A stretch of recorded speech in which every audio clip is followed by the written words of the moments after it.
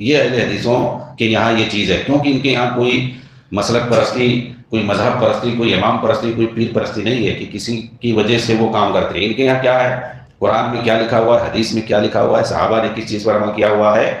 اسی چیز کو دین سمجھتے ہیں اور اسی چیز پر وہ عمل کرتے ہیں۔ اس کے بعد لوگوں نے دین کو ان سے سیکھا ہے،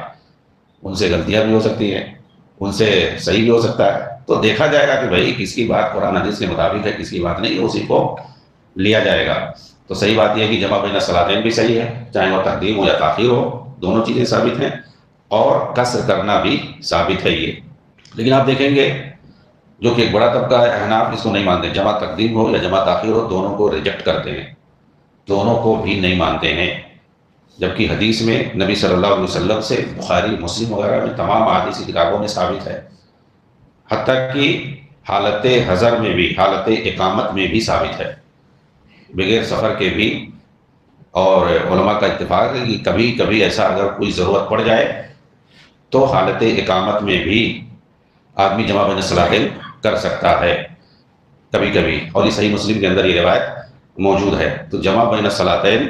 یہ حالت اقامت میں بھی ثابت ہے اور حالت سفر میں بھی ثابت ہے۔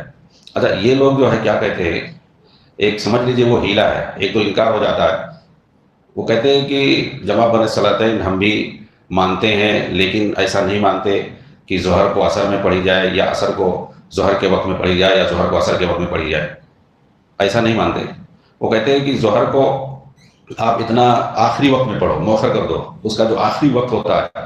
وہاں لے کر کے آؤ، اور عصر کا جو ابتدائی وقت ہوتا ہے جہاں سے عصر کا وقت شروع ہوتا ہے، تو ظاہر سی بات ہے ظہر کا وقت جہاں ختم ہوتا ہے وہیں سے عصر کا وقت شروع ہوتا ہے، تو کہہ رہے ہیں کہ وہیں پر دونوں کو ایک ساتھ پڑھ لو، تو اس کو یہ کہتے ہیں جمع سوری کہتے ہیں۔ تو یہ تو بھائی آپ نے وقت محدد کر دیا، تو یہ رخصت کہاں ہوئی، یہ تو رخصت ہوئی نہیں۔ رخصت تو یہ ہے کہ آدمی ایک وقت میں دونوں پڑھ لے، چاہے ظہر کو عصر میں پڑھے مؤخر کر کے یا عصر کو مقدم کر کے ظہر میں پڑھے، اسی میں جو ہے آسانی ہے، اسی میں سہولت ہے۔ تو آپ نے تو ایک وقت جو ہے مؤخر فکس کر دیا، تو اس میں کہا رخصت کی بات ہے، اور دوسری ہے کہ ایسا تو سنت سے ثابت ہی نہیں ہے۔ تو یہ کہہ رہے ہیں کہ جمع بین ایک ساتھ ہم نے دونوں نماز کو بھی پڑھ لیا اور سنت بھی عمل ہو گیا، تو یہ جو ہے ثابت نہیں ہے۔ بھائی جان بوجھ کر کے ایک نماز کو آپ پڑھ سکتے ہیں اس کے اول وقت میں، تو اس کو کیوں مؤخر کریں،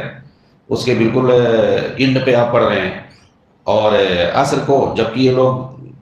کسی بھی چیز کا سایہ 2 مثل کے برابر ہو جائے، 2 مثل ہو جائے اس وقت پڑھتے ہیں، لیکن اس کو جو ہے اول وقت میں پڑھنے کی بات کر رہے ہیں۔ ایسے موقع پر، بہت سارے موقع پر جو ہے یہ اول وقت میں کرتے ہیں۔ اپنے یہاں فجر کی نماز جو کہ بہت لیٹ سے پڑھتے ہیں لوگ، لیکن رمضان میں بالکل اول وقت میں پڑھتے ہیں، جس وقت اہل حدیث نماز پڑھتے ہیں فجر کی نماز پورے رمضان میں وہ لوگ اسی وقت پڑھتے ہیں،